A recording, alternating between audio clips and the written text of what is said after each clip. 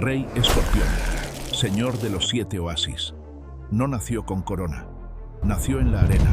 En su mundo, el sol marcaba la ruta y el agua decidía el destino. Primero lo vieron cortar grano, después cerrar pozos. Muy pronto, ningún trato se hacía sin su sello. El nombre empezó a rodar de boca en boca. Escorpión, hijo de un líder tribal del Alto Egipto, creció aprendiendo cosas simples y decisivas. Antes de leer, ya sabía repartir raciones sin errores. Antes de sostener una lanza, ya conocía el valor de un pozo cuidado. Sabía que un saco de grano bien guardado alimenta a un clan entero y que una ruta segura vale más que una promesa. De niño se detenía a mirar el desierto como quien estudia un mapa. Marcaba con piedras los puntos donde el suelo era firme y con ramas los lugares donde la arena se hundía. Aprendió a escuchar el viento para adivinar si venía una tormenta y a medir el cielo para saber cuánto faltaba para el anochecer. Entendió que avanzar sin plan desgasta a los hombres y que planear ahorra fuerzas sin hacer ruido. A los 13 años, encabezó su primera salida. Querían abrir una ruta hacia un pozo olvidado entre dunas. El desierto respondió con una nube de arena que lo envolvió todo. La visibilidad cayó a casi nada.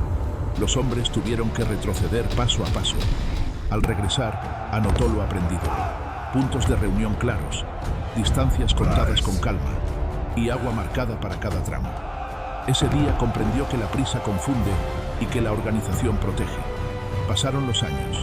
El padre murió. Los clanes miraron los almacenes y las rutas como si fueran presas a repartir. Querían abrir los graneros y decidir nuevos caminos. Él habló poco y dejó una sola orden. El grano no se mueve sin mi sello. No elevó la voz, no hizo gestos, solo hizo lo que sabía.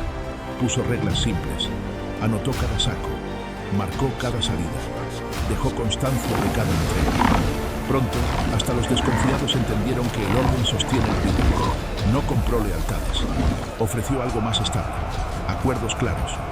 Se sentó con los jefes de los oasis cercanos y propuso un intercambio directo.